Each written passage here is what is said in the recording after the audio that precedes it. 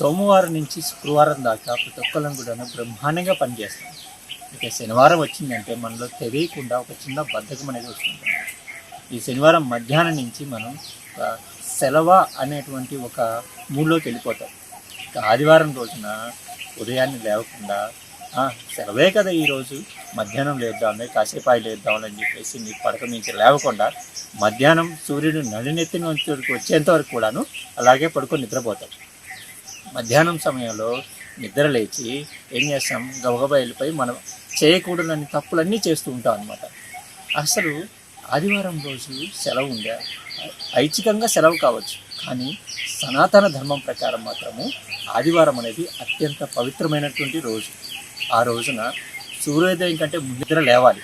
అంటే మనకి బ్రాహ్మీ ముహూర్తంలో నిద్ర లేవాలన్నమాట. నిద్ర లేచి వెంటనే స్నానం చేసుకొని, ద్విజులైతే సంధ్యావందనాలు చేసుకోవాలి, మిగతా వారైతే పూజా పునస్కారాలు పూర్తి చేసుకోవాలి.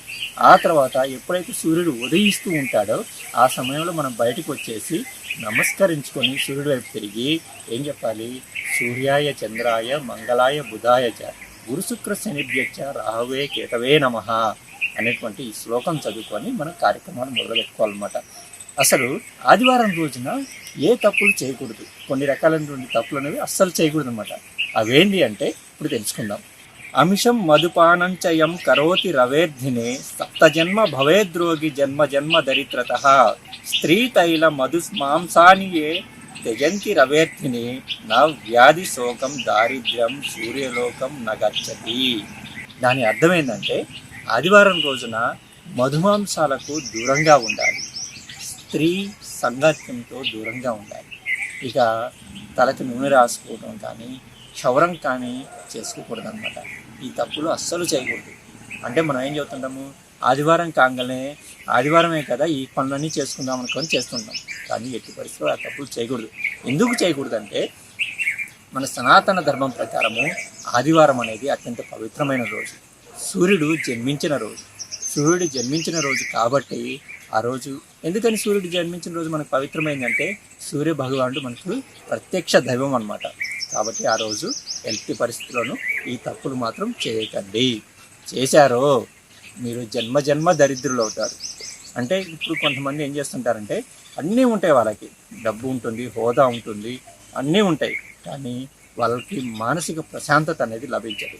ఇంకొకరికి డబ్బు ఉండదు, ఏమీ ఉండదు, ఏ రోజు పని ఆ రోజే చేసుకుంటారు, కానీ వాళ్ళలో మానసిక ప్రశాంతత ఉంటుంది.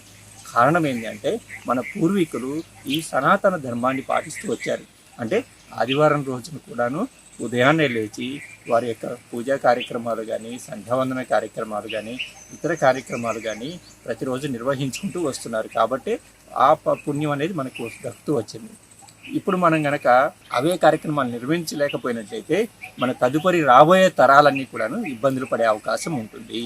కాబట్టి ఎట్టి పరిస్థితుల్లోనూ ఆదివారమే కదా నిర్లక్ష్యం చేయకుండా ఉదయాన్నే లేవండి, మీరు ఈ పనులన్నీ చక్కగా చేసుకోండి.